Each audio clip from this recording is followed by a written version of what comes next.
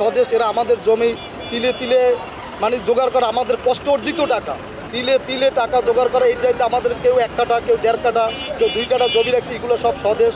সানবেলি এরা মানে দখল করে দিতে, এরা কাঁটাতারে বেড়া দিতে আসে, এমনকি আমাদের জমিতেও তারা যাইতে দিতে আসে না। এর আগে 14-15 বছর মানে মাছ চাষ করিয়া গেল স্বৈরাচার সরকার, উনি মাছ চাষ করিয়া উনি আমাদের জমিতে যাইতে দেয় নাই। এখন বর্তমান যারা আসছে তারা জমি খাইয়ে ফেলাইতে আছে, যে না জমি দেওয়া হবে না।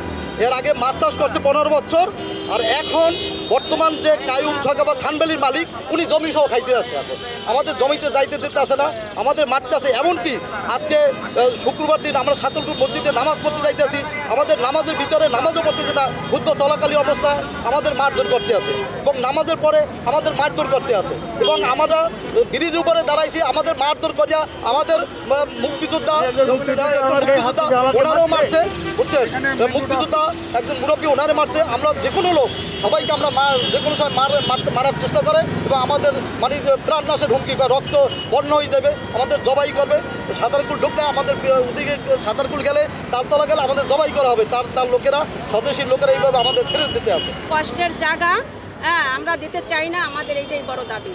হ্যাঁ, আমাদের খুব তিলে তিলে টাকা জমানো, আমরা একটা জায়গা কেনা সবাই মিললে, আমরা তারা কেন এরকম করতেছে, আমরা জায়গাদারে চাইতে পারি না, আমাদের মারধর দেয়, হুমকি দেয়, এটা তো ঠিক না। হ্যাঁ, আমরা গরিব বলি, আমরা তিলে তিলে একটা জায়গা মনে করেন প্লট সবাই মিললে কিনছি, মানে কি 10 জনে 5 জনে মিললে একটা প্লট কেনা, আমাদের সবাই খুব কষ্টের টাকা, এটা আমাদের দাবি যে আমরা জায়গা ছাড়বো না। আমরা জমি কিনছি 40 বছর আগে, সেই জমিতে আমরা এখনো যাইতে পারি নাই।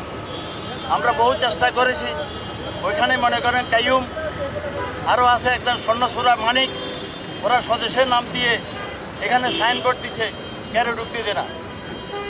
এখন আমরা সকলের দৃষ্টি আকর্ষণ করছি, সারাপাড়ার জনগণ যারা আছে মনে করেন লোকাল, এদেরও দৃষ্টি আকর্ষণ করি, আপনাদেরও দৃষ্টি আকর্ষণ করি। আমরা আমাদের ন্যায্য অধিকার চাই, আমরা আমাদের জমিটুকু চাই, আমরা কোনো কিছু চাই না। আজকে মসজিদে আমরা নামাজ পড়তেছি, নামাজ পড়ার সাথে আমি বাইরে এলাম, আমাকে একজনে নিয়ে গেলে ধরিকে আপনি এদিকে আসেন, আপনার সাথে কথা আছে। আমি এখানে বলেন, আপনি ওখানে যাবেন কেন? না, কথা আছে। এই কথা বলেই আমার 2টা ধাক্কা দিল, ধাক্কা দিয়ে পরে আমাকে মাটিতে ফেলে দিল, এবং আমার এখানে ওষুধ, আমি অসুস্থ মানুষ, ওভের হার্টের মানুষ, তাকে যেন বিএনপি থেকে বহিষ্কার করা হোক।